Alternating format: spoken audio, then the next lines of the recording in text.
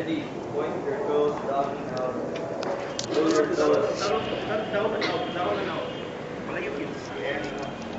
Go forward. Okay. Good. Okay, good. Pull your toes.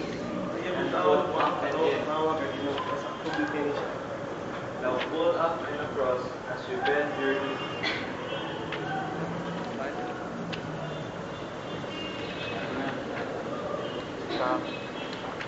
Very good. Enough. Sige.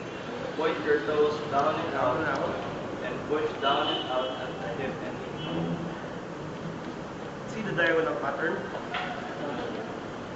Everything on PNS is diagonal since it mimics ADLs. Point your toes down and out, push down and out at the hip and knee. Then all the way, knee straight and repeat and Back to the again. original position. Okay? Now, how can you use this in application?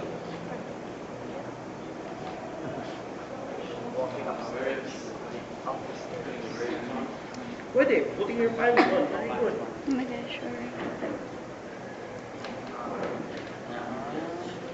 Medyas. Diba? Unilateral under. You want extension, do extension.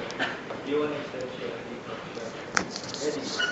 Bend your knee as you pull your foot up. Straighten your knee as you kick up and across.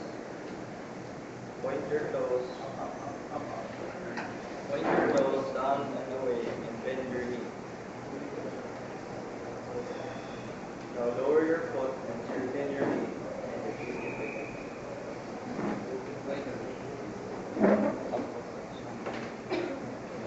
That one.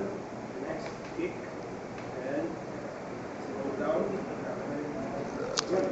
Next. So lower extremities back and across. So detour flexion and detour extension, knees straight. Ready.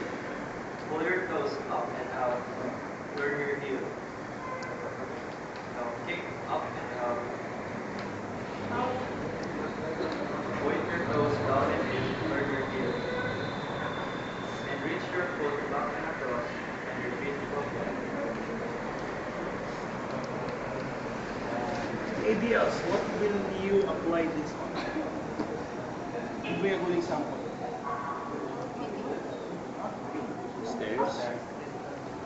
Nang pasok ka. Or di gani, picking up. Detour extension. Ready. Pull your toes and foot up and out. Position should be here. Gigi. Kailan mo? Point.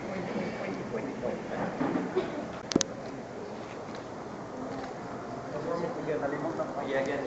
Ready. Pull your toes and foot up and out. Now pull up and out as you bend your knee.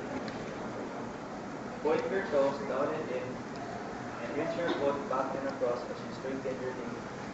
Repeat it again. See why there's knee flexion only? As the title states, D2 flexion, knee flexion, D2 extension.